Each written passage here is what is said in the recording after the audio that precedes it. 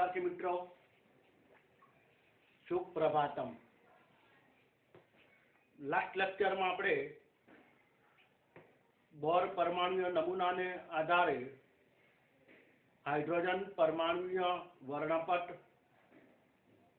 અથવા કોઈ પણ વર્ણપટ એક ઇલેક્ટ્રોન ધરાવતી પ્રણાલી માટે અને આવૃત્તિ, તરંગ લંબાઈ, તરંગ સંખ્યા અને ઊર્જા શોધવાના કેટલાક પ્રશ્નોની માહિતી આપણે મેળવી। હવે આ જે બોર પરમાણુ નમૂનો અને કેટલીક ખામી યાની કેટલીક મર્યાદાઓ હતી, એ મર્યાદાઓને સૌપ્રથમ આજે આપણે જોઈ લઈએ। મિત્રો, હવે આમાં બહુ કઈ એવા પ્રશ્નો પૂછાતા નથી, પણ એક ટોપિકના અનુસંધાનમાં કદાચ ક્યારેક સાચા ખોટા વાક્યો, ટ્રુ ફોલ્સ ને આધારે ક્યારેક એવો પ્રશ્ન પૂછે કે નીચે પૈકી બોરની મર્યાદા માટે સાચા માટે ટી, ખોટા માટે એફ જણાવો। એટલે આવો ટીએફ કરીને પ્રશ્ન તમને પૂછવામાં આવે તો એના માટે આપણે બેઝિક થોડી મર્યાદાઓ એની ધ્યાનમાં રાખીએ। તો બોર નમૂનાની મર્યાદા,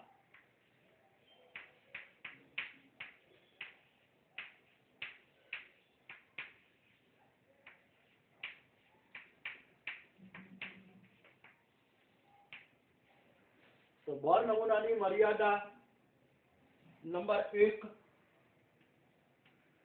तो आपने खबर है कि बोर नमूनो कोने लागू पड़े, तो एक इलेक्ट्रॉन धरावती स्पीशीज ने એટલે કે પરમાણુ કે આયન ને, તો એક ઇલેક્ટ્રોન થી વધુ ઇલેક્ટ્રોન ધરાવતા સ્પીસીજ ને લાગુ પડતો નથી। એટલે કે પહેલી મર્યાદા કહી શકાય તો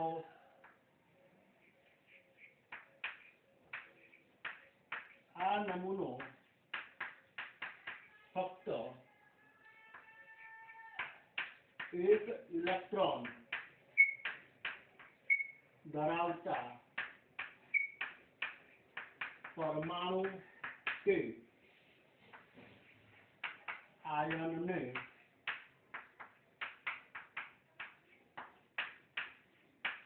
लागू पड़े छे। मर्यादा है, लिमिटेशन आई गयो एनाथी वधु इलेक्ट्रॉन होय तो शुं एनी बोरे कोई समझूती आपी नथी।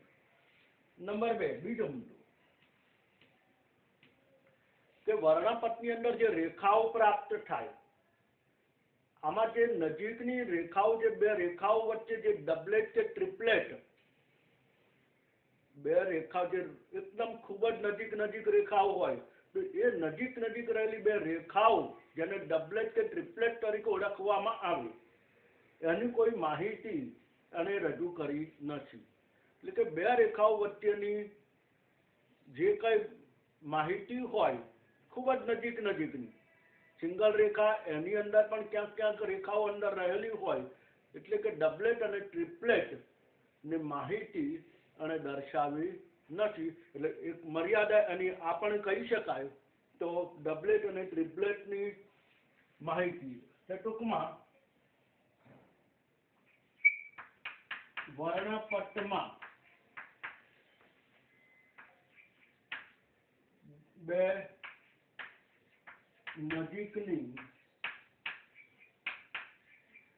રેખાઓમાં શું કહીએ તો ડબલેટ કે ટ્રિપલેટ, બુકમાં ટ્રિપલેટ શબ્દ ઉલ્લેખ કરેલો નથી, ડબલેટ કે ટ્રિપલેટની માહિતી સમજાવવામાં નિષ્ફળ નીવડ્યો। એની માહિતી એને સમજાવી શકી નહીં, એની લિમિટ આવી ગઈ કે આ વસ્તુ ખ્યાલ નથી, ન સમજાઈ શક્યો। ત્યારબાદ નંબર 3, એને જે હાઇડ્રોજન પરમાણુય વર્ણપટ રજૂ કર્યો કે જે ચુંબકીય ક્ષેત્રની હાજરી, જે ઝીમેન અસર અથવા વિદ્યુતીય ક્ષેત્રની હાજરી કે સ્ટાર્ક અસર, એટલે કે ચુંબકીય ક્ષેત્ર કે વિદ્યુત ક્ષેત્રની હાજરીમાં વર્ણપટને સમજાવવામાં નિષ્ફળ નીવડ્યો અથવા તો અશક્તિમાન બન્યો. કારણ કે અહીંયા જે આપણે વર્ણપટની માહિતી જે જોઈ ગયેલા, જે આપણે આકૃતિ જોઈ ગયેલા કે ત્યાં એમાં ક્યાંય ચુંબકીય ક્ષેત્ર કે વિદ્યુત ક્ષેત્ર એ જે કિરણ જે જતું હોય, આપાત કિરણ એ પ્રિઝમમાં પછી એમાંથી જે બહાર પડે અને જે ફોટોગ્રાફિક પ્લેટ ઉપર જાય, તો એ બે વચ્ચેના માર્ગમાં ક્યાંય ચુંબકીય ક્ષેત્ર કે વિદ્યુત ક્ષેત્ર લાગુ પાડેલું નથી. તો ચુંબકીય ક્ષેત્રને આધારે ઝીમેન અસર, જેનો આપણે અત્યારે અભ્યાસ નથી, અને વિદ્યુત ક્ષેત્રને આધારે સ્ટાર્ક અસર, જે પણ અભ્યાસમાં નથી, પણ ઝીમેન અસર અને સ્ટાર્ક અસરને આધારે અને વર્ણપટ સમજાવી શક્યો નહીં. એટલે કે તે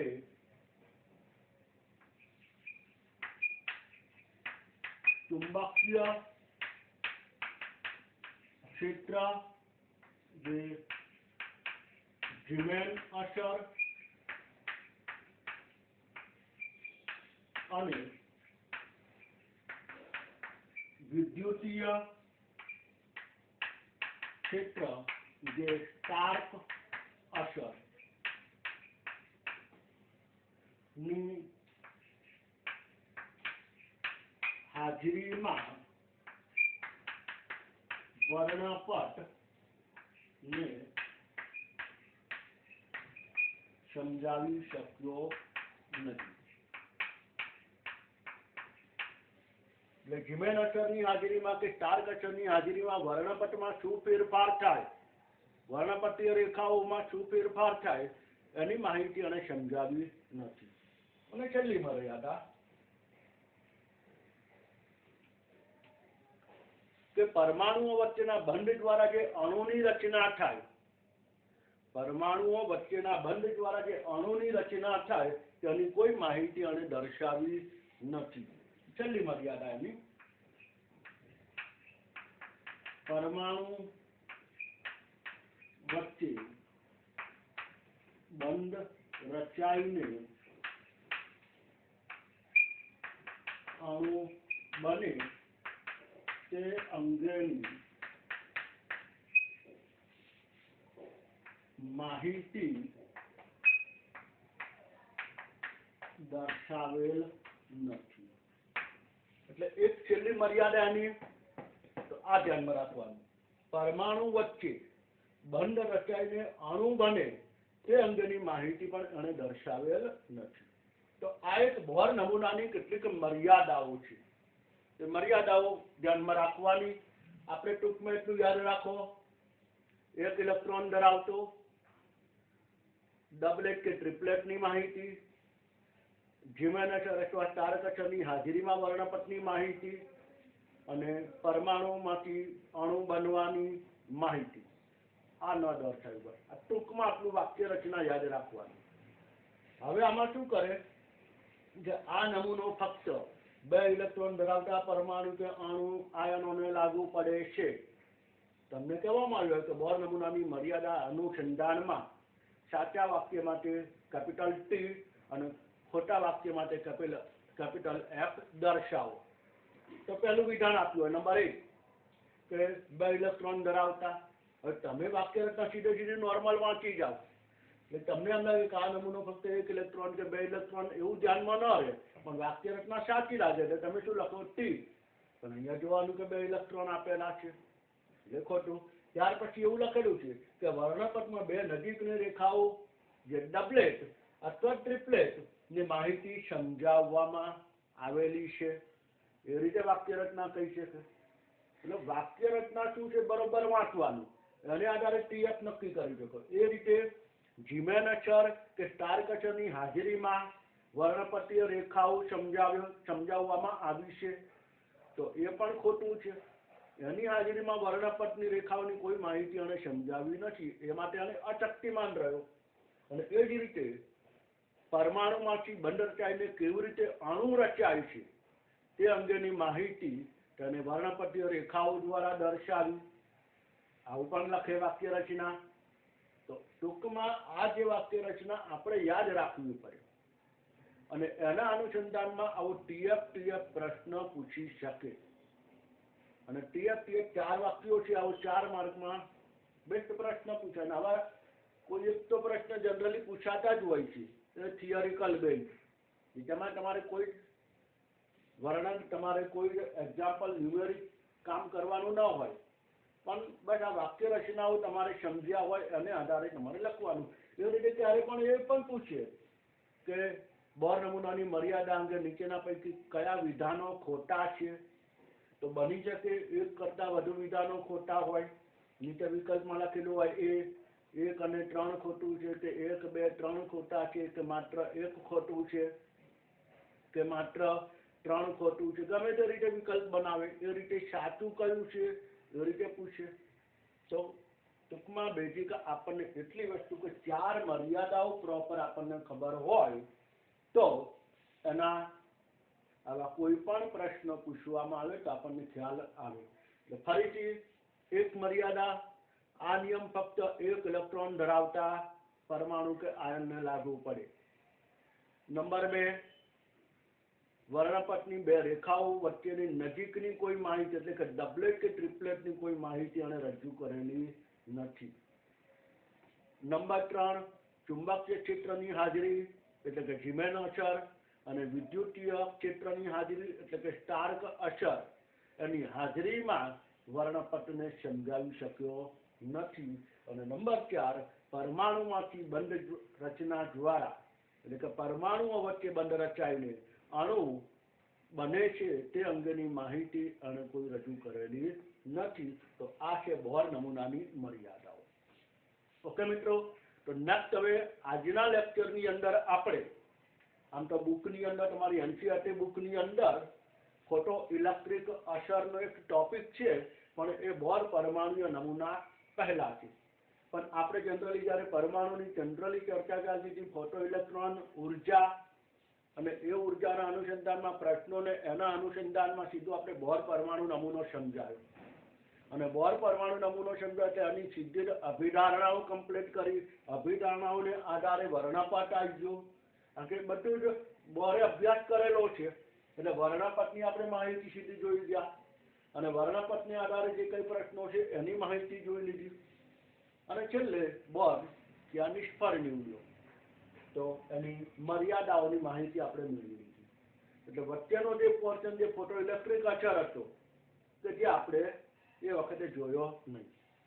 તો હવે ફોટો ઇલેક્ટ્રિક અસર પર આધારિત કેટલાક પ્રશ્નો પૂછી શકાય. બુકની અંદર પણ પ્રશ્નો આપેલા છે, પણ આપણે જે બુકની અંદર પ્રશ્નો આપ્યા છે એવા પ્રશ્નોની અત્યારે આપણે ચર્ચા કરવાના નથી.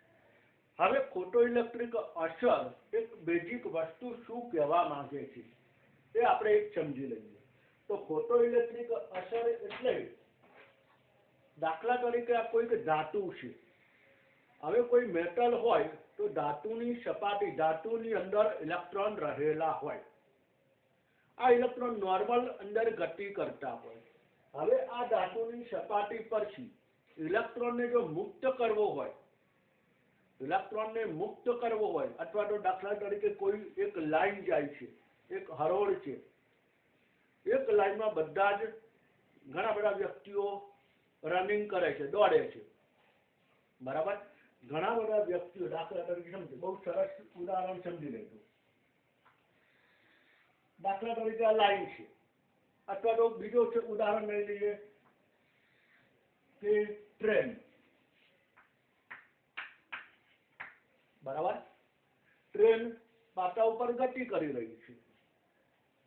હવે આ જે ટ્રેન ગતિ કરી રહેલી છે તો એને પાટા ઉપરથી નીચે સરકાવવા માટે, અથવા મેં પહેલા કહ્યું એમ કે વ્યક્તિ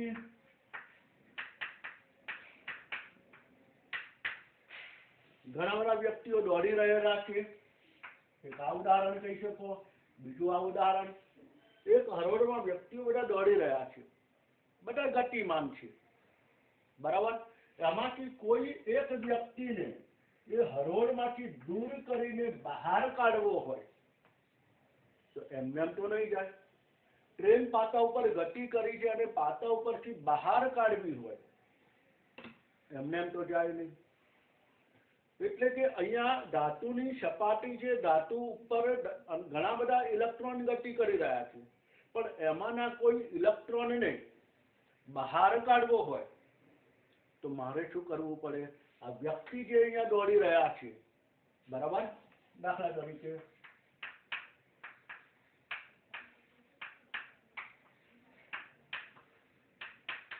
આ રીતે બધા માણસો દોડી રહ્યા છે, મારે આને અહીંયાથી બહાર કાઢવો છે તો શું કરવું પડે? મારે બહારથી ધક્કો મારવો પડે. અને શું કરવું પડે? ધક્કો મારવો પડે. હવે એ ધક્કો મારવાથી એ વ્યક્તિ બહાર આવી શકે. એટલે કે બહારથી જે મારે ઉર્જા આપવાની છે એ વ્યક્તિને બહાર લઈ જવા માટે ઉર્જા આપવી છે. ફક્ત બહાર જશે પણ એ ઇલેક્ટ્રોનને બહાર જઈને પણ દોડતો કરવો છે. સમજો, આને મારે બહાર કાઢવો છે તો અહીંયાથી મારે ઉર્જા આપવી પડે. એટલે કે મારે આને ધક્કો મારવો પડે. તો એ ધક્કો મારવાથી આ વ્યક્તિ અહીંયા બહાર આવે, તો ખાલી બહાર આવે.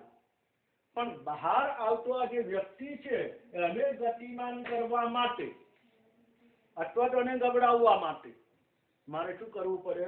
આ જે ઉર્જા જે આપવી પડતી હતી બહાર લઈ જવા માટે એના કરતા પણ વધુ ઉર્જા આપવી પડે. સમજો છો કે નહીં?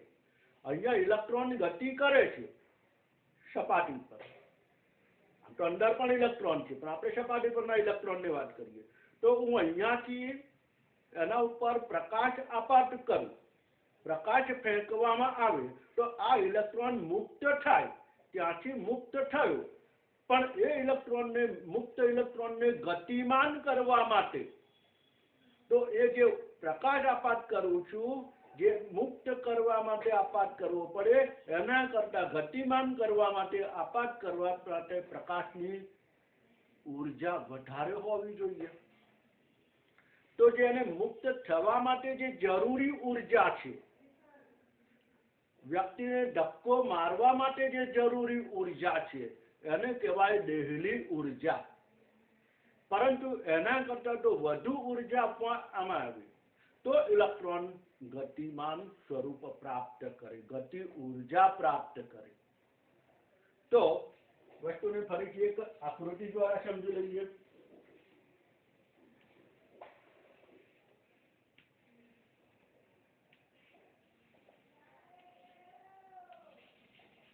દાખલા તરીકે કોઈ એક ધાતુની સપાટી છે. આમાં થોડી થિયરિકલ માહિતી સમજવી જરૂર છે. આ જે ધાતુની સપાટી છે એ ધાતુની સપાટી પર ઇલેક્ટ્રોન રહેલા છે. આવા ઘણા ઇલેક્ટ્રોન અંદર હોય, કારણ કે મેટલ છે તો ઇલેક્ટ્રોન તો આમ તો દરેકની અંદર ઇલેક્ટ્રોન તો હોય. હવે આ ઇલેક્ટ્રોન અંદર તો ગતિ કરી જ રહ્યા છે, એક કક્ષામાંથી અંદર ઇલેક્ટ્રોનનું સ્થાનાંતરણ થતું હોય. હવે એ ઇલેક્ટ્રોન માટે આ ઇલેક્ટ્રોનને જો મુક્ત કરવો હોય તો એની અંદર જે ઉર્જા જે છે એના કરતા બહારની ઉર્જા થોડી અને ધક્કો મારનારી ઉર્જા આપવી પડે. એટલે અહીંયા એના ઉપર કોઈ વિકિરણ આપાત કરવું પડે. વિકિરણ કે એના ઉપર આપાત કરવામાં આવ્યું એટલે આ વિકિરણ એના ઉપર આપાત કરવું, ઇલેક્ટ્રોન શું થાય? મુક્ત થાય. એ તો આ જે વિકિરણ આપાત કર્યું એને દેહલી વિકિરણ કહેવામાં આવે. એ આપાત વિકિરણની ઉર્જા અને દેહલી ઉર્જા કે જે ઇલેક્ટ્રોનને મુક્ત કરવા માટે વપરાય. પણ આ મુક્ત ઇલેક્ટ્રોનને ગતિમાન કરવો હોય તો તમે એને જે મુક્ત કરવા માટે ઉર્જા આપો છો એના કરતા વધુ ઉર્જા આપવી પડે. તો એ જે ઉર્જા એ આપાત વિકિરણની ઉર્જા કે જે દેહલી વિકિરણની ઉર્જા કરતા કેવી હોય? વધારે. આપાત વિકિરણની ઉર્જા એ દેહલી ઉર્જા એટલે ટૂંકમાં એને મુક્ત થવા માટે એક વધારાની બહારથી કોઈ ધક્કો મારનારી ઉર્જાની જરૂર પડે. આમ તો 12મા ધોરણની અંદર ચેપ્ટર નંબર 4 ની અંદર આ દહેલી ઉર્જાની માહિતી આવે છે. જે દહેલી ઉર્જાની માહિતીમાં બીજા એક ઉદાહરણ દ્વારા પણ સમજાવેલી છે. પછી આપણે આગળ આ માહિતી જોઈ લઈએ. પણ ત્યાં આગળ એવું કહેવા માંગે છે કે દાખલા તરીકે એક પાત્રમાં નોર્મલ ટેમ્પરેચર ધરાવતું, નોર્મલ તાપમાન ધરાવતું કે માની લો કે 30°C તાપમાન ધરાવતું પાણી છે. હવે એની અંદર 1 ચમચી ખાંડ ઉમેરવામાં આવે, પછી એને હલાવવામાં આવે તો એ ખાંડ અંદર શું થશે? દ્રાવ્ય થશે. પરંતુ ખાંડના કેટલાક કણો એમાં દ્રાવ્ય થતા નથી. તે પોતાની મૂળ અવસ્થામાં અંદર ગતિ કર્યા કરે. હવે આ ખાંડના બધા જ અણુઓને જો દ્રાવ્ય કરવા હોય તો એ ખાંડનું પાણી જે છે એને સહેજ ગરમ કરો. જે 30°C તાપમાન ધરાવતું હતું અને સામાન્ય રીતે આગળ થોડું ગરમ કરવામાં આવે કે માનો કે 35 કે 40° સુધી એને ગરમ કરો. તો એને ગરમ કરવાથી શું થશે? અંદર રહેલા પાણીના અણુઓના તાપમાનમાં વધારો થયો, ઉર્જા વધી. ઉર્જા વધી એટલે પાણીના અણુઓની ગતિ ઉર્જા વધી. પાણીના અણુઓની ગતિ ઉર્જા વધી એટલે પેલા ખાંડના કણો વચ્ચેની અથડામણ વધી ગઈ. ખાંડના કણોની અથડામણ વધવાને પરિણામે શું થયું? તો એની ગતિ ઉર્જા વધી ગઈ અને એની દ્રાવ્યતા વધી ગઈ. એટલે કે જે પેલા ખાંડના અહીંયા જો બધા જ કણો માટે ઉર્જા જરૂર નથી પડી, પણ જે પેલા દ્રાવ્ય નતા થતા એના માટે જરૂર પડી. એટલે કે સંપૂર્ણ દ્રાવણ બનાવવા માટે આ ખાંડના દ્રાવણ માટે એક બહારથી કોઈક ઉર્જાની જરૂર પડી, જે આપણે તાપમાન વધારીને આપી. તો આ સંપૂર્ણ દ્રાવ્ય કરવા માટે બહારથી આ જે ધક્કો મારનારી પુશિંગ એનર્જી, જેને કહેવાય દહેલી ઉર્જા. પરંતુ જો દહેલી ઉર્જા કરતા વધુ એનર્જી આપવામાં આવે તો એની ગતિમાન સ્વરૂપ ખૂબ જ વધી જાય. એટલે કે એની ગતિ ઉર્જા ખૂબ જ વધી જાય. તો દહેલી ઉર્જા એ ફક્ત એને મુક્ત કરવા માટેની ઉર્જા છે. પણ એ મુક્તને ગતિમાન સ્વરૂપે એના કરતા વધુ ગતિ સ્વરૂપે કરાવવા માટેની ઉર્જા, એટલે એના કરતા વધુ ઉર્જા આપવી પડે. તો અહીંયા જે ફોટો ઇલેક્ટ્રિક અસર, જે આઈન્સ્ટાઈનના અભ્યાસ કરે એ મુજબ એણે કહ્યું કે પ્રકાશ દ્વારા ધાતુની સપાટી પરથી મુક્ત થતા ઇલેક્ટ્રોનની અસર એટલે ફોટો ઇલેક્ટ્રિક અસર કહેવાય. ફોટો એટલે પ્રકાશ, જે પ્રકાશનું કણ આપાત કરવામાં આવે. તો અહીંયા આ રીતે પ્રકાશનું કણ આપાત કરવું એ વિકિરણ જો આપણે દહેલી વિકિરણ કહીએ, તેની આવૃત્તિ પણ કઈ બની જાય? દહેલી આવૃત્તિ. તેની ઉર્જા કઈ બને? તો hν જેટલી. પણ દહેલી આવૃત્તિ માટે સિમ્બોલ 0. તો એ આપાત વિકિરણ hν0 જેટલું બને. અને પરિણામે એ ઇલેક્ટ્રોન શું થયો? ગતિમાન થયો. તો ઇલેક્ટ્રોન મુક્ત તો થયો, પણ મુક્ત થઈને એના કરતા વધુ તો અહીંયા ગતિ ઉર્જા જ્યારે પ્રાપ્ત કરે, ઇલેક્ટ્રોનની ગતિ ઉર્જા પ્રાપ્ત કરે કે જેને આપણે કાઇનેટિક એનર્જી વડે દર્શાવીએ. તો એ ક્યારે મળે? તો અહીંયા આ જે કિરણ છે એના કરતા પણ વધુ વિકિરણ, એના ઉપર વધુ ઉર્જા ધરાવતું, દહેલી ઉર્જા કરતા વધુ ઉર્જા ધરાવતું વિકિરણ એના પર આપાત કરવું પડે. દહેલી ઉર્જા ધરાવતા વિકિરણ કરતા પણ વધુ ઉર્જા ધરાવતું વિકિરણ આપાત કરો ત્યારે તમને અહીંયા ગતિ ઉર્જા મળે. એટલે કે ગતિ ઉર્જા એ આ બે વિકિરણની ઉર્જાનો તફાવત થઈ ગયો. ગતિ ઉર્જા શું થયું? આ બે વિકિરણની ઉર્જાનો તફાવત. દાખલા તરીકે આ જે આપાત વિકિરણ છે કે જેની ઉર્જા hν જેટલી હોય, તો hν એ આપાત વિકિરણની ઉર્જા છે. hν0 એ દહેલી ઉર્જા છે.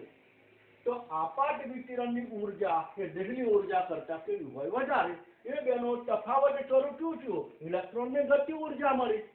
તો ઇલેક્ટ્રોનની ગતિ ઉર્જા કાઇનેટિક એનર્જી સૂત્ર દર્શાવેલું છે માહિતી આપણે જોઈ લઈએ. આમ કાચ સમજો. આમ ધાતુની સપાટી પરથી ઇલેક્ટ્રોનને મુક્ત કરવા માટેની ન્યૂનતમ ઉર્જા અને જે જરૂરી છે ખાલી મુક્ત કરવા માટે અને ન્યૂનતમ ઉર્જાને દહેલી ઉર્જા એટલે કે કાર્ય વિધેય W0 તરીકે પણ ઓળખવામાં આવે, જે સ્થિતિ ઉર્જા તરીકે પણ ઓળખાય, અને તે વિકિરણની આવૃત્તિને દહેલી આવૃત્તિ ν0 કહે છે. આ ઇલેક્ટ્રોનને મુક્ત કરવા જ માટે છે ફક્ત. બરાબર. આમ ધાતુની સપાટી પરથી ઇલેક્ટ્રોનને મુક્ત કરવા માટેના આપાત વિકિરણની ઉર્જા. હવે આપાત વિકિરણ આવ્યું કે ઇલેક્ટ્રોનને મુક્ત કરવો છે, ગતિમાન કરવો છે, તો આપાત વિકિરણની ઉર્જા એ દહેલી ઉર્જા કરતા પણ વધુ હોવી જોઈએ. એટલે કે તમે આને ખાલી મુક્ત કરવા માટેની જે ઉર્જા છે એના કરતા આપાત વિકિરણની ઉર્જા વધુ હોય તો ઇલેક્ટ્રોનની મુક્ત થઈને એની ગતિ ઉર્જા પ્રાપ્ત કરે, કે જેથી ઇલેક્ટ્રોનની ગતિ ઉર્જામાં ફેરફાર થાય. સમજી ગયા? નોર્મલ મુક્ત કરવા માટેની જે ઉર્જા એની દહેલી ઉર્જા, પણ એને ગતિમાન સ્વરૂપે આપવા માટે ગતિ ઉર્જા પ્રાપ્ત કરવા માટે એ આપાત ઉર્જા કે જે દહેલી ઉર્જા કરતા વધુ હોય. તો ગતિ ઉર્જા kinetic energy is equal two આપાત વિકિરણની ઉર્જા માઇનસ દહેલી ઉર્જા. તો કે ઈ આપાત ઉર્જા ઈ તરીકે દર્શાવીએ, દહેલી ઉર્જા E0. E0 એટલે મૂળ સ્ટેટ, એને આટલી જરૂરી છે પણ એના કરતા જો વધુ આપો તો મુક્ત થઈ જાય, ગતિમાન પામે. બરાબર. એના કરતા ઓછી આપો તો પછી એ ગતિમાન પામે નહીં, મુક્ત પણ ન થાય. એને જે જરૂરી છે મુક્ત થવા માટે જરૂરી છે એના કરતા પણ ઓછી આપી તો એ મુક્ત થઈ જશે નહીં. એને મુક્ત થવા માટે જરૂરી છે એટલી જ આપો તો ગતિમાન સ્વરૂપનો મેળવ્યો, ખાલી મુક્ત થાય. મુક્ત થાય તો ત્યાંથી બહાર ગયો, બસ એટલું જ ફરક પડે. પણ બહાર ગયા પછી પણ એને ગતિમાન આપવું હોય તો બહારની ઉર્જા વધુ આપવી પડે. બરોબર સમજો? આ વ્યક્તિઓ દોડે છે, આને મારે અહીંયા ખાલી બહાર લાવવો છે, તો એ બહાર લાવવા માટેની ઉર્જા એટલે દહેલી. પણ બહાર લાવ્યા પછી પણ આને મારે ગબડાવવો હોય અને ગતિમાન આપવું હોય તો એ ઉર્જા એટલે આપાત ઉર્જા. અને અહીંયા દોડી રહ્યા છે, બહાર હું લાવી છું, ધક્કો મારું છું પણ બહાર નથી આવતો, મારા કરતા પણ હેવી વેઇટ હેવી બોડી વાળો છે. બરાબર. અને હું એને ધક્કો મારું તો શું થાય? તારક મહેતાનો હાથી હોય અને હાથી જતો હોય હું એને ધક્કો મારું તો શું થાય? એને કોઈ અસર ન થાય, પણ એના કરતા પણ વધુ ઉર્જા ધરાવતી, ટૂંકમાં એને આપાત કરવા માટે એને મુક્ત કરવા માટે ઉર્જા, અને એના કરતા વધુ ઉર્જા એટલે આપાત ઉર્જા. બરાબર. આ વસ્તુ આખી સમજી લેજો. તો Ke is equal to E minus E0, પણ ગતિ ઉર્જા એટલે કે 1/2 mv² is equal to h nu, અને ઉર્જા માટે E0 માટે h nu0, h કોમન નીકળી જાય, nu minus nu0.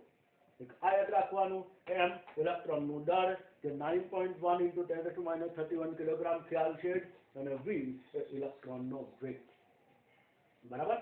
આટલી માહિતી અને આધારે નેક્સ્ટ ખાસ બહુ અગત્યનું છે એ આપણે યાદ રાખવાનું છે, જેને આપણે આગળ જોઈએ. તો અહીંયા લખેલું છે મુજબ મિત્રો, જો ધાતુની સપાટી પરથી ઇલેક્ટ્રોન મુક્ત થતો હોય તો ઇલેક્ટ્રોન મુક્ત થઈ જાય છે, એટલે કે તમે જે આપાત વિકિરણની ઉર્જા છે એ દહેલી ઉર્જા કરતા વધુ હોય તો અહીંયા લખેલું છે મુજબ આપાત વિકિરણની ઉર્જા E અને આવૃત્તિ ν એ દહેલી ઉર્જા E0 અને દહેલી આવૃત્તિ ν0 કરતા વધુ હોય. ખાસ યાદ રાખજો. ઇલેક્ટ્રોન મુક્ત થઈ ગયો છે, પછી એક MCQ આપણે જોઈશું એટલે ખ્યાલ આવશે.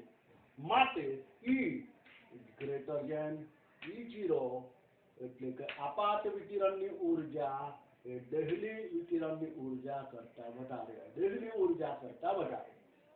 અને ν એટલે આપાત વિકિરણની આવૃત્તિ અને દહેલી વિકિરણની આવૃત્તિ ν એ ν0 કરતા વધારે હોય. બરાબર. તો આ થયું ઉર્જાના અને આવૃત્તિ વચ્ચેનો સંબંધ કોનું? આપાત વિકિરણ અને દેહલી. પરંતુ તરંગ લંબાઈમાં તેનાથી ઉલટું જોવા મળે, કારણ કે તરંગ લંબાઈ માટે આપણે ખબર જ છે E is equal to h nu, પણ h nu એટલે કે c/λ, એટલે કે ન્યુ અને E એ તરંગ લંબાઈના વ્યસ્તમાં છે. જો તરંગ લંબાઈમાં જે ફેરફાર હોય એના કરતા ઉર્જા અને આવૃત્તિમાં ફેરફાર અલગ હોય. અહીંયા આવૃત્તિમાં E greater than E0 છે, ન્યુ greater than U0 છે. તો તરંગ લંબાઈમાં opposite lambda less than lambda છે. એટલે કે આપાત વિકિરણની તરંગ લંબાઈ ઓછી હોવી જોઈએ. આપાત વિકિરણની તરંગ લંબાઈ ઓછી હોય કોના કરતા? દેહલી વિકિરણ કરતા, કે જેને જરૂરી છે એના કરતા આપાત વિકિરણની તરંગ લંબાઈ ઓછી હોય તો જ ઇલેક્ટ્રોન મુક્ત થાય, તો જ ઇલેક્ટ્રોન ગતિમાન સ્વરૂપ મેળવે. બરાબર? પેલી તો મિનિમમ ઉર્જા છે, ન્યૂનતમ ઉર્જા છે. એના કરતા વધુ ઉર્જા આપો, ઉર્જા વધે તો તરંગ લંબાઈ ઘટે. બહુ સરસ પ્રશ્ન આપેલો છે. એક ધાતુ પરથી ઇલેક્ટ્રોનને મુક્ત કરવા માટે x તરંગ લંબાઈ ધરાવતા વિકિરણની જરૂર પડે છે. આ ઇલેક્ટ્રોન અહીંયા છે, એને મુક્ત કરવા માટે, અહીંયા ઇલેક્ટ્રોન છે મુક્ત કરવા માટે આજે અહીંયા આપવામાં આવ્યું x તરંગ લંબાઈ ધરાવતું વિકિરણની જરૂર પડે. જો ધાતુ પર લેમ્બડા તરંગ લંબાઈ ધરાવતું વિકિરણ આપાત કરવામાં આવે, આટલું એને મુક્ત કરવા માટે જોઈએ છે. પણ જો લેમ્બડા તરંગ લંબાઈ ધરાવતું વિકિરણ આપાત કર્યું અને જો ઇલેક્ટ્રોન મુક્ત થતો હોય તો નીચે પૈકી કયો વિકલ્પ યોગ્ય છે? આ મુક્ત કરવા માટે એટલે કે એને ગતિમાં મુક્ત કરવો છે તો x નું જરૂર પડે. તો x એ કયું થયું? દેહલી થયું. આપાત કયું છે? લેમ્બડા, કે જેથી કરીને લેમ્બડા તરંગ લંબાઈ આપાત કર્યું કે જેથી કરીને ઇલેક્ટ્રોન મુક્ત થઈ ગયો. તો લેમ્બડાની વેલ્યુ એ x કરતા કેવી હોવી જોઈએ? બે વસ્તુ તમારે સમજવાની. વિકલ્પ આ રીતે છે, જો lambda greater than x, lambda less than x, lambda is equal to 2x, lambda is equal to 3x. આ રીતના જે તમારે પ્રશ્નો છે. અહીંયા lambda is equal to 2x નો મતલબ લેમ્બડાનું મૂલ્ય x કરતા વધારે છે, બમણું છે. અહીંયા લેમ્બડાનું મૂલ્ય x કરતા 3 ગણું છે. લેમ્બડા એટલે કોણ છે? તો કે આપાત વિકિરણ. પણ આપાત વિકિરણની તરંગ લંબાઈ કેવી હોવી જોઈએ? ઓછી. કોના કરતા? દેહલી વિકિરણ કરતા. દેહલીની એટલે કે મુક્ત કરવા માટે આટલી જરૂરી છે, તો જરૂરી છે એના કરતા વધુ ઉર્જા ધરાવતું વિકિરણ આપાત કરવું પડે, એટલે ઓછી તરંગ લંબાઈ ધરાવતું વિકિરણ આપાત કરવું પડે. એટલે આપાત વિકિરણની તરંગ લંબાઈ લેમ્બડા એ x કરતા ઓછી હોવી જોઈએ. લેમ્બડા લેસ ધેન x વિકલ્પ એનો સાચો બનશે. બરાબર?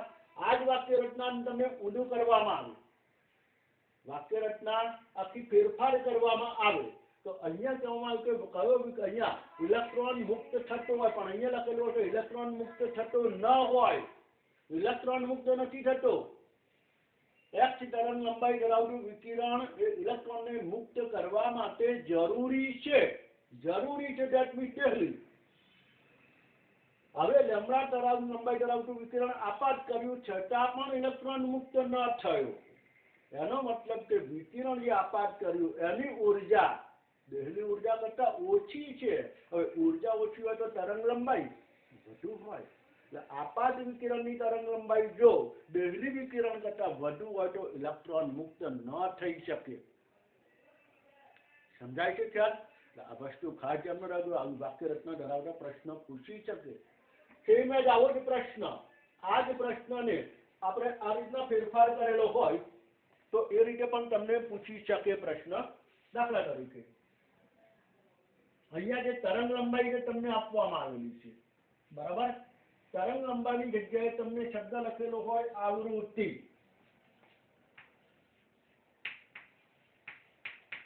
અહીં શબ્દ લખેલો છે આવૃત્તિ. બરાબર. બાકી જે છે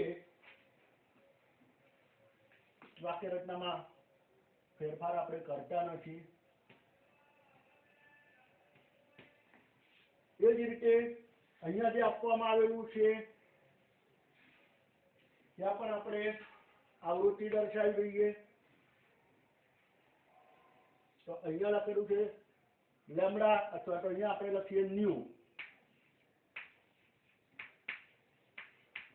ન્યુ આવૃત્તિ ધરાવતું વિકિરણ આપાત કરવાથી ઇલેક્ટ્રોન મુક્ત થતો હોય તો નીચે પૈકી કયો વિકલ્પ યોગ્ય બને? એના માટેના વિકલ્પો આપણે અહીંયા દર્શાવીએ.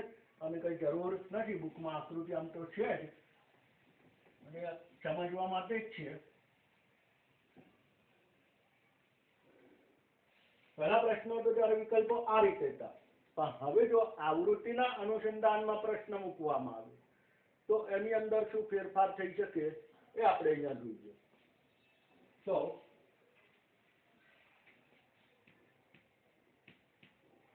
પહેલો વિકલ્પ આપણે જોઈએ.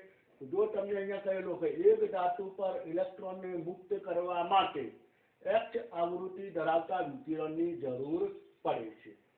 આગળ કહે છે જો ધાતુ પર ન્યુ આવૃત્તિ ધરાવતું વિકિરણ આપાત કરવાથી ઇલેક્ટ્રોન મુક્ત થતો હોય તો નીચે પૈકી કયો વિકલ્પ યોગ્ય બને? દાખલા તરીકે પહેલો વિકલ્પ જે જ્યાં આગળ તમને અહીંયા લખવામાં આવેલું છે ન્યુ એટલે આવૃત્તિ અને બીજું X. દાખલા તરીકે લખેલું છે આ રીતે. બીજો વિકલ્પ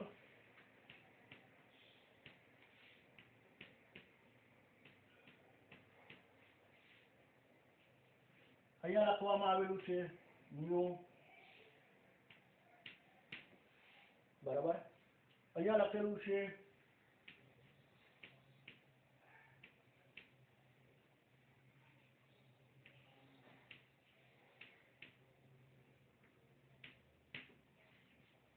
આ રીતે લખેલું છે, બરાબર. X એટલે શું? તો દહેલી આવૃત્તિ. ન્યુ એટલે શું? આપાત આવૃત્તિ. કઈ આવૃત્તિ વધુ હોવી જોઈએ? કઈ આવૃત્તિ વધુ હોવી જોઈએ? આપાત આવૃત્તિ કેવી હોવી જોઈએ? વધુ હોવી જોઈએ. તો એ વખતે તમે જો આની આ જ વસ્તુ છે, તરંગ લંબાઈ આપાત ઓછી હોવી જોઈએ. કોના કરતા? દહેલી કરતા. આવૃત્તિ કેવી હોવી જોઈએ? તો વધારે. તો કઈ આવૃત્તિ વધારે છે? બરાબર. હવે જો અહીંયા આ વાક્ય રચનાને ખાલી સમજીએ. આમ તો આવું ન જ હોય, પણ મેં એ રીતે કર્યું. Two new is equal two X, એટલે કે અહીંયા X વધારે કે ટુ ન્યુ કરે વધારે? તો X વધારે. તો X વધારે ન હોવું જોઈએ. X એટલે કે આ. જો એ વધુ હોય તો ઇલેક્ટ્રોન મુક્ત ન થઈ શકે. એટલે મુક્ત થતો ન હોય તો આ બે કે આ ત્રણમાંથી કોઈ પણ એક લખી શકો.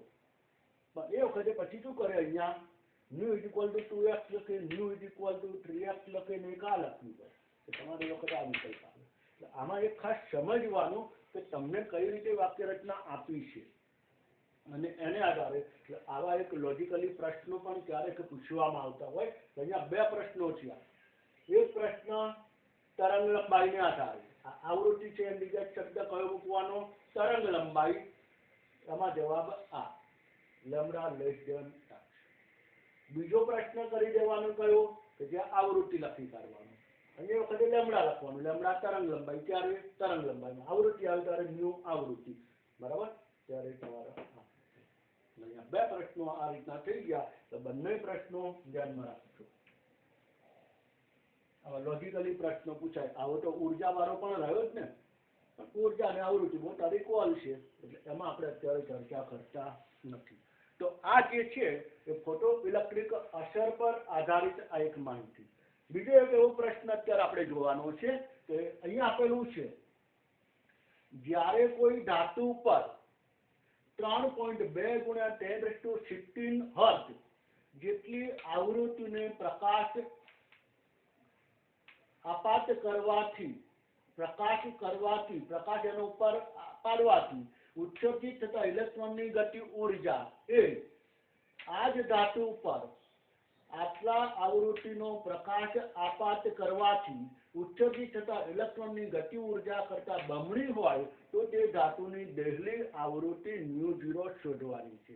એટલે કે આની દહેલી આવૃત્તિ કેટલી હશે. અહીંયા શબ્દ ખાલી એડ કરી દેવાનો. આ જે ભાગ છે એ શબ્દ તમારે એડ કરી દેવાનો. આપાત.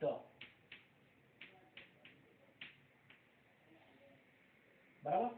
આ શબ્દ અહીંયા એડ કરી દેવાનો. એટલે શું કહે છે કે આ કોઈક એક આવૃત્તિ ધરાવતો પ્રકાશ આપાત કરવાથી ઉત્સર્જિત થતા ઇલેક્ટ્રોનની ઉર્જા એ આ જ ધાતુ પર બીજી કોઈ આવૃત્તિનો પ્રકાશ આપાત કરો તેના કરતા બમણી છે. એટલે કે આની ઉર્જા એ આના કરતા કેવી છે? બમણી. એટલે બે પ્રકારના વિકિરણ છે. તો અહીંયા વિકિરણ એક, વિકિરણ બે. બે વિકિરણો થયા. બરાબર. પ્રથમ જે વિકિરણ જે છે એ વિકિરણ માટેની ઉર્જા કે જે વિકિરણને કારણે ઇલેક્ટ્રોન ગતિમાન સ્વરૂપે પ્રાપ્ત થયો, મુક્ત થયો, તો એ ઇલેક્ટ્રોન માટેની ઉર્જા કે જેને Ke1 કહીએ તો આને Ke2. બરાબર. Ke1 is equal to અહીંયા જે આપણે સમીકરણ અહીંયા લખેલું છે E minus E0 Hν minus Hν0. અહીંયા આપણને આવૃત્તિ આપેલી છે તો એને આધારે હું અહીંયા લખી શકું Hν1 માઇનસ μ0. બરાબર. અહીંયા Ke2 is equal to Hν2 minus μ0. દહેલી આવૃત્તિ નહીં બદલાય, કારણ કે એ જ ધાતુ પર રહેલા ઇલેક્ટ્રોનને મુક્ત કરવા. એક જ, બંનેમાં ધાતુ એક જ છે. દહેલી આવૃત્તિ ક્યારેય ન બદલાય. જે તે ધાતુ માટે. ધાતુ બદલાય તો દહેલી આવૃત્તિ બદલાઈ શકે. દાખલા તરીકે મારી જે દહેલી આવૃત્તિ, મને જે ધક્કો મારવાની ઉર્જા જેટલી જોઈએ એટલી જ હોય. એ પછી કોઈ પણ વ્યક્તિ મને ધક્કો મારે પણ એના માટેની મારી ઉર્જા કે મુક્ત થવા માટેની રનિંગ ગતિમાન સ્વરૂપમાંથી બહાર આવવા માટેની તો એ નોર્મલ ઉર્જા મારી એક જ રહે, દહેલી ઉર્જા એક જ રહે. પણ ધક્કો મારનારી ઉર્જા બદલાઈ શકે. તો આ બંને આ વસ્તુ છે. બરાબર. હવે ફરીથી સમજી લો. આ જે વિકિરણ આપાત કર્યું એના દ્વારા ઇલેક્ટ્રોનની ગતિ ઉર્જા Ke1 એ બીજા વિકિરણ દ્વારા આપાત કરી એની ઇલેક્ટ્રોનની ગતિ ઉર્જા Ke2 કરતા બમણી છે. એટલે કે Ke1 એ Ke2 કરતા બમણી છે. સમજાયું? Ke1 એ Ke2 કરતા બમણી છે. એનો મતલબ કે તમે આવું લખી શકો Ke1 is equal to 2Ke2. બરાબર. આની ઉર્જા આના કરતા બમણી છે તો Ke1 is equal to 2Ke2. પરંતુ Ke1 અને Ke2 ને વેલ્યુ આપણે એપ્લાય કરીએ. Ke1 એટલે Hν1 minus μ0 is equal to 2 μ1 sorry 2Hν2 minus μ0. બરાબર. સમજાઈ ગયું? Ke1 આ સમીકરણ આવી ગયું, Ke2 આ સમીકરણ આવ્યું, પણ આ ડબલ છે એટલે અહીંયા બે લખેલા છે. H બંને જ્યાંથી દૂર થઈ જાય. અહીંયા આપણે લખીએ તો μ1 minus μ0 is equal to 2μ2 minus 2μ0 લખી શકાય. હવે શું કરીએ? સોરી, હા, હવે μ0 વાળો પદ ભેગા કરી દઈએ, એક બાજુ લઈ લઈએ તો μ0 એટલે કે આને આ બાજુ લઈ દઉં તો પ્લસ થઈ જાય. એટલે કે 2μ0 minus μ0 is equal to 2μ2 minus μ1 થશે. આ પદ આવે આ બાજુ એટલે પ્લસ થઈ જાય, આ બાજુ જાય એટલે નેગેટિવ થઈ જાય. Therefore 2 ν0 માઇનસ ν0 એટલે ν0 થઈ ગયું ઇઝ ઇક્વલ ટુ ν2 માઇનસ ν1. હવે શું બસ વેલ્યુ અપ્લાય કરવાની છે. ν2 ની વેલ્યુ કેટલી થાય તો ν2 એટલે વિકિરણ 2 એટલે કેટલી આટલી. ν1 ની વેલ્યુ કેટલી થાય આટલી. એ બેનો ડિફરન્સ. તો ν0 is equal to 2 into ν2 કેટલી 2 into 10⁻16 minus ν1 એટલે કેટલી 3.2 into 10⁻16 બરાબર 2 દુ 4 એટલે 3.2 રહે. So ν0 is equal to 4 minus 3.2 10⁻16 common નીકળી ગયા 4 minus 3.2 therefore ν0 is equal to 4 minus 3.2 એટલે 0.8 into 10⁻16 0.8 ગુણ્યા 10 ની શોધ તો 8 લખો એટલે શું થઈ જાય 10⁻−1 એટલે કે 10⁻15. So therefore ν0 is equal to 8 into 10⁻15. તો અહીંયા આપાત વિકિરણ જે બે અલગ અલગ છે એના દ્વારા જે ઇલેક્ટ્રોનની ગતિ ઉર્જા છે એમાં પહેલાની ગતિ ઉર્જા એ બીજા કરતા બમણી છે. પહેલાની ગતિ ઉર્જા ke1 બીજાની ગતિ ઉર્જા ke2 તો ke1 એ ke2 કરતા બમણી છે એટલે ke1 is equal to 2ke2. ke1 એટલે આપણે નોર્મલ આજે સમીકરણ જે છે ke is equal to અહીંયા 1/2 mv² લખો તો ke લખો તો h ν માઇનસ ν0 તો અહીંયા h ν1 માઇનસ ν0 પ્રથમ વિકિરણ ke2 is equal to h ν2 minus ν0 બીજું વિકિરણ જે આપણે અહીંયા દર્શાવ્યું. ત્યારબાદ ke1 is equal to 2ke2 જે સંબંધ વેલ્યુ એપ્લાય કરવી h ν1 minus ν0 is equal to h ν2 minus ν0 બે તો અહીંયા છે જ h બંને બાજુથી દૂર થઈ જાય બાકી રહે ત્યાં ν1 માઇનસ ν0 2ν2 માઇનસ 2ν0. હવે ν0 એક બાજુ કરીએ એટલે ν0 is equal to 2ν2 માઇનસ ν1 બરાબર. આને આધારે તો અહીંયા ν0 is equal to 2 અહીંયા વેલ્યુ એપ્લાય કરીએ ν2 એટલે કેટલી 2 અને ν1 એટલે કેટલી 3.2 2 દુ 4 એટલે 4 અને આ 3.2 એટલે 4 minus 3.2 10⁻16 કોમન ખ્યાલ આવે 0.8 એટલે 8 into 10⁻15 હર્ટ્ઝ. તો આ જે છે આ પ્રશ્ન તમને બુકમાં નથી આપ્યો. ફોટો ઇલેક્ટ્રિક અસરના કેટલાક પ્રશ્નો જે બુકમાં આપેલા છે એ બુકમાં અંદર કેવા પ્રશ્નો છે કે ભાઈ આટલા તરંગ લંબાઈનું વિકિરણ આટલી આવૃત્તિ ધરાવતું વિકિરણ આપાત કરવામાં આવે તો એને જરૂરી ઉર્જા આટલી હોય એને આધારે ફોટોનની ઉર્જા ઇલેક્ટ્રોનનો વેગ એની ગતિ ઉર્જા આવા શોધવાના પ્રશ્નો છે કે જે સ્વાધ્યાયની અંદર પણ આપેલા છે. ત્યાર પછી કોઈ સોડિયમ પરમાણુ કે જેની આયનીકરણ એન્થાલ્પી આટલી છે એને આધારે અને મુક્ત કરવા માટેની ઉર્જા કેટલી હશે. આ પ્રકારના જે પ્રશ્નો છે એની આપણે અહીંયા બહુ ચર્ચા કરતા નથી અને એ પ્રશ્નોને તમને ખ્યાલ છે જ કેવી રીતે કરવું. એટલે આ એક અલગ પ્રકારનો પ્રશ્ન છે અને સારો પ્રશ્ન છે કે તમને જે વિકિરણ આના ઉપર બે વિકિરણ આપાત કર્યા સિમ્પલ જ વસ્તુ કહે છે. એક વિકિરણ આપાત કર્યું જેની તરંગ આવૃત્તિ આપેલી છે કે તરંગ લંબાઈ આપે જે પણ આપે બધી જ વસ્તુ એના આધારે એક જ સરખું બને. તરંગ લંબાઈ આપેલું હોય તો ન્યુ આવે એની જગ્યાએ તમે શું લખો hc/λ hc/λ0 લખો.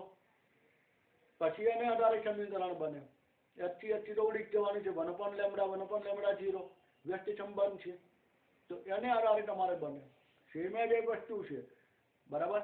એટલે આપાત વિકિરણની આવૃત્તિ આપેલી છે અથવા આપાત વિકિરણની તરંગ લંબાઈ આપી હોય આ એક આપી છે એ જ રીતે એ જ ધાતુ ઉપર બીજું કોઈ વિકિરણ આપાત કરે, બંનેની તરંગ લંબાઈ બંનેની આવૃત્તિ અલગ હોય તો એને કારણે ઇલેક્ટ્રોનની ગતિ ઉર્જા પણ અલગ છે. આપી છે ઇલેક્ટ્રોનની ગતિ ઉર્જા, પહેલું આપાત કર્યું તો ઇલેક્ટ્રોનની ગતિ ઉર્જા જે મળે છે એ બીજું આપાત કર્યું એના કરતાં બમણી છે.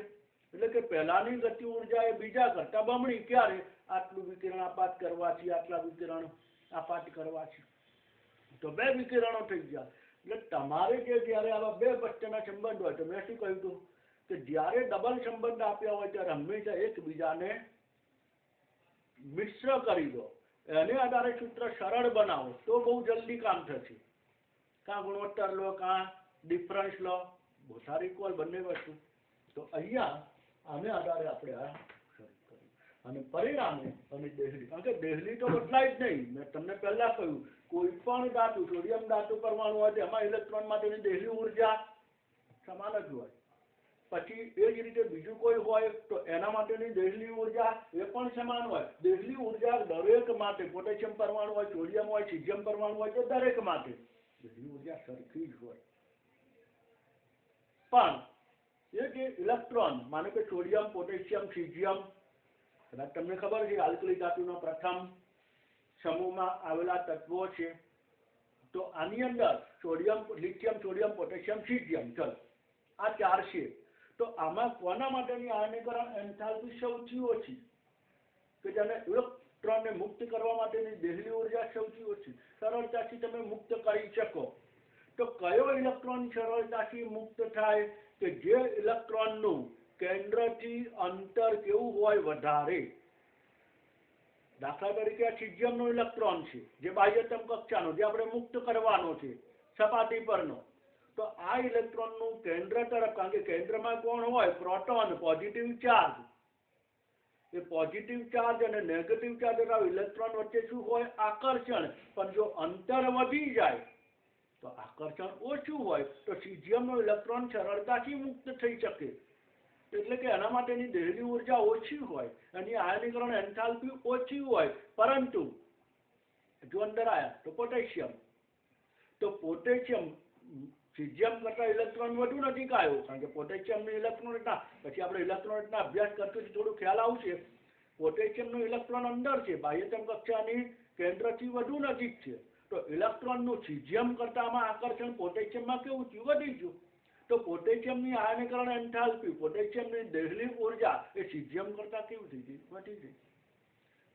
હજુ આગળ અંદર આવ્યા તો સોડિયમ, વધુ અંદર આવ્યા તો પોટેશિયમ કરતા પણ સોડિયમનો ઇલેક્ટ્રોન એના કરતા પણ વધુ અંદર ગયો. તો સોડિયમનું બાહ્યતમ કક્ષાનું ઇલેક્ટ્રોનનું કેન્દ્રથી અંતર એ પોટેશિયમ અને સીઝિયમ કરતા ઘટ્યું. પરિણામે શું થાય? એના માટેની ઇલેક્ટ્રોનને જે મુક્ત કરવા માટેની આયનીકરણ એન્થાલ્પી, એની દેહલી ઉર્જા એ બંને શું થાય? વધી જાય. હજુ એના કરતા આગળ જઈએ, શું આવ્યું? લિથિયમ. તો લિથિયમ ખૂબ જ નજીક થઈ ગયું. તો લિથિયમનો ઇલેક્ટ્રોન મુક્ત કરવો હોય એની આયનીકરણ એન્થાલ્પી એ સૌથી વધી જાય, કારણ કે લિથિયમના ઇલેક્ટ્રોનનું કેન્દ્રથી અંતર ખૂબ જ ઓછું. તો લિથિયમના ઇલેક્ટ્રોનનું કેન્દ્ર તરફ આકર્ષણ વધારે. તો આ ઇલેક્ટ્રોનને મુક્ત કરવા એના માટેની દેહલી ઉર્જા સોડિયમ, પોટેશિયમ, સીઝિયમ કરતા વધારે હોય. સમજી ગયા? લિથિયમનો ઇલેક્ટ્રોન, પછી સોડિયમનો ઇલેક્ટ્રોન, પોટેશિયમનો ઇલેક્ટ્રોન અને સીઝિયમનો ઇલેક્ટ્રોન. ક્લિયર? આ પણ પ્રશ્નો પૂછાતા હોય આવા. તો તમને એ સમૂહને ખબર હોવી જોઈએ. ચેપ્ટર નંબર 3 ની અંદર આ બધા સમૂહની આવી બધી માહિતી આવતી હોય છે.